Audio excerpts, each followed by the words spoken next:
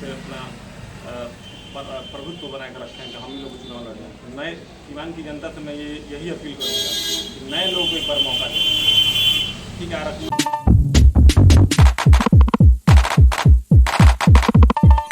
मित्रों, दुनिया का सबसे बड़ा लोकतांत्रिक देश अपना भारत है और आज जब भी यहाँ पर कोई भी चुनाव होता है, चाहे छोटे स्तर से लेकर बड़े स्तर पर, तो वो एक पर्व का रूप ले लेता है और कहीं ना कहीं ये पर्व इतने खुशी हर्षोल्लास से मनाया जाता है कि जो भी उम्मीदवार लड़ने आते हैं और जो भी वोट देने आते हैं उनके मन में हर्षोल्लास रहता है। आज इसी क्रम में सिवान नगर परिषद चुनाव का तिथि आ गया है और उसी क्रम में आज नगर उप सभापति चुनाव के लिए नॉमिनेशन जो है पूरे नगर परिषद के लिए 16 सितंबर से शुरू होने वाला है। और आज हमारे साथ एक कैंडिडेट हैं जो कि काफ़ी मेहनत किए हैं पिछले लगभग 6 महीने से, और डॉक्टर साहब हैं। और डॉक्टर साहब पिछले 6 महीने से काफ़ी मेहनत किए, लेकिन कुछ रिजर्व सीट के वजह से ये अपने उम्मीदवार नहीं हो पाए। लेकिन आज एक माता जी को ये चुनाव में प्रस्तुत कर रहे हैं और ये माता जी जो हैं एक समय में 2001 के लगभग वार्ड पार्षद रही थी। तो सबसे पहले हम स्वागत करेंगे डॉक्टर यदुवेंद्र जी का अपने चैनल पर। सबसे पहले आपके चैनल को बहुत बहुत धन्यवाद देते हैं और सिवान की सारी जनता को प्रणाम करते हैं। माता जी, आपका भी स्वागत है। धन्यवाद जी जी, सारा जनता को। चलिए, तो सारा जनता को प्रणाम। और कहीं ना कहीं ये प्रणाम जुड़ा हुआ है यहाँ के विकास के ऊपर। और हम चाहेंगे कि डॉक्टर साहब, चूँकि पूरे सिवान को काफ़ी अच्छे से भ्रमण किए हैं पिछले 6 महीने, उससे ज़्यादा ही हो गया होगा, और देखें हैं कि क्या क्या समस्या है। तो सबसे पहले हम अपने फ्लाइंग तक न्यूज़ चैनल पर जानना चाहेंगे डॉक्टर साहब से कि लोग आपको क्यों जिताए। सबसे पहले तो मैं उप सभापति के लिए चुनाव लड़ने जा रहा था। जी। आरक्षण होने की वजह से सीट रिजर्वेशन का जो रजिस्टर आया है उसकी वजह से मैं चुनाव नहीं लड़ पाया। लेकिन मैंने एक बहुत ही स्वच्छ छवि के उम्मीदवार हैं उर्मिला देवी जी, पहले 2001 में वार्ड पार्षद भी रह चुकी है और निर्विरोध चुनी गई थी। तो इनको कार्य करने का अनुभव भी है और उनके सुपुत्र हैं जो उमेश साहब, वो भी समाज सेवी हैं। तो हम लोगों ने सारे जो हमारे महादेवा के लोग हैं, जहाँ जहाँ मैंने भ्रमण किया था पूरे सिवान शहर में, उन लोगों से मैं सब लोगों ने बैठ के राय करके एक उनको कैंडिडेट उतारा और यही चुनाव हम लोगों की तरफ से लड़ने जा रहे हैं।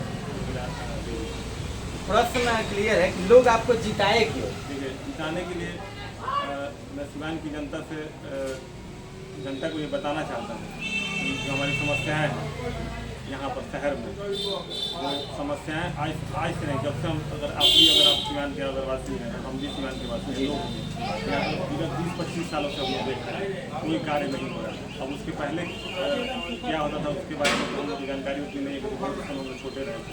लेकिन जब से हम लोगों ने होश संभाला है तब से यहाँ पे जो मूलभूत जो चीज़ें हैं वही यहाँ पे नहीं पूरी हो पाई। सरकार के फंड आ रहे हैं, जल जमाव का भी स्थिति देखिए, हर मोहल्ले में आप ले जाइए, नई बस्ती में आप ले जाइए, पाल नगर में जल जमाव चारों तरफ है। अभी तक जो नाली का जो निकासी है, नालियाँ ठीक से नहीं है, हर जगह जाम है या पानी का निकासी नहीं हो पा रहा है। थोड़ा अगर 15 मिनट बरसात हो जाए तो सारा भर जाता है। ट्रैफिक की समस्या आप देख रहे हैं, गंदगी कूड़े का पूरा अंबार लगा हुआ है। अपना जो सिवान शहर है, अभी एक नया सर्वे आया था, पूरे इंडिया में 3rd पोजीशन में गंदगी में। तो पॉल्यूशन की बात है, बहुत ये मतलब पॉल्यूटेड शहर में इससे बीमारियाँ बढ़ रही हैं। सबसे ज़्यादा कैंसर है, वो भी एक सर्वे है कि आपका कैंसर के मरीज सबसे ज़्यादा बिहार में सिवान में होता है। कुछ ना कुछ कारण है, उस कारण को कम से कम ये सब छोटी छोटी चीज़ें हैं, कम से कम इसको तो हम लोग सुधार सकते हैं। सरकार से फंड्स भी आ रहे हैं लेकिन उसके कोई कार्य नहीं हो रहा। अगर 50% भी उसका काम हुआ रहता तो इस तरह की स्थिति हम लोग देखने को नहीं मिली। नगर परिषद में आए दिन खबर आती रहती है कि घोटाला स्कैम बड़ा हुआ है और जो भी पूर्व के प्रत्याशी रहे हैं दाग लगभग सब में है।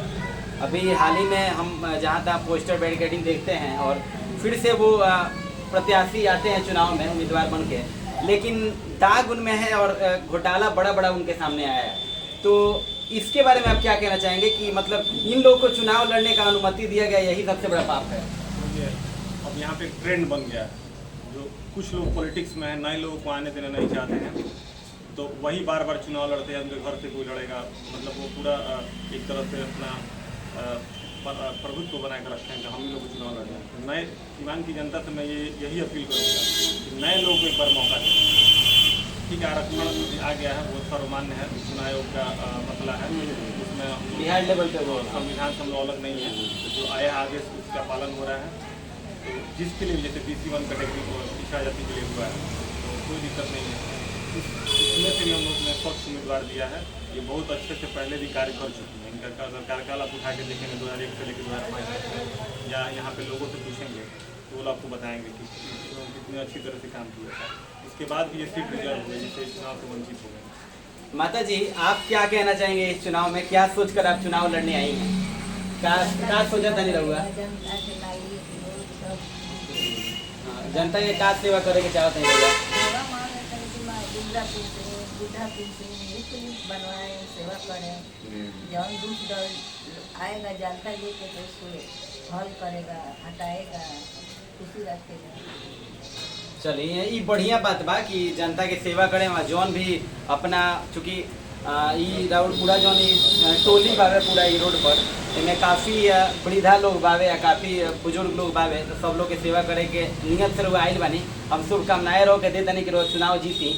एक अंतिम प्रश्न हम चाहेंगे कि चूँकि इस बार आप चुनाव तो नहीं लड़ पाए कैटेगरी की वजह से, भविष्य में आप इससे भी बड़े लेवल का चुनाव लड़ने की प्रयास में है क्या? अभी तो सारा कम्युनिकेशन जी जी, आगे अगर मौका मिलता है तो जरूर चुनाव लड़ेंगे।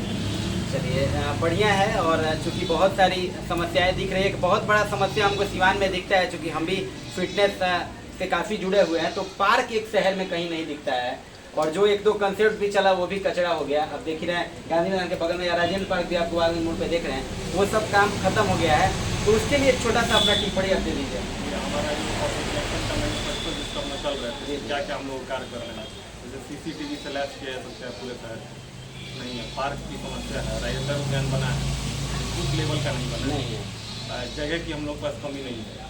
अगर चाहा जाए तो फंड्स भी है, नगर विकास मंत्रालय तब बहुत फंड्स आ रहे हैं, लेकिन उसका सदुपयोग नहीं हो पा रहा है। जैसे भ्रष्टाचार इसलिए तो वहाँ पर है नगर परिषद में। और एक तो नगर परिषद में जब ये डायरेक्ट जो चुनाव हो रहा है, जो जनता चुन रही है, ये बहुत अच्छा, बहुत अच्छी बात है, क्योंकि पहले पैसे से होता था। जैसे वार्ड पार्षद चुन के गए तो वहाँ पे पैसे वाइट पर्सन को खरीद लिया जाता था। क्या कारण है? पैसा लगा रहा, पैसा कमाएगा। अब ये डायरेक्ट जनता चुन रही है, जनता को सवाल पूछने का हक रहेगा। अगर आपको भेज रही है 5 साल काम करने के लिए, एक तरह का वो नौकरी है, काम नौकर आप हैं, जब जनता का नौकर है, आप जाइए, आप सेवक हैं, जाके काम करिए, काम करने के लिए वहाँ बैठा है। तो वो सारे लोग मिल के काम करेंगे, सीवान को सुंदर और स्वच्छ बनाने में जो भी हम लोग को बन पाएगा, वो सारा कुछ करेंगे।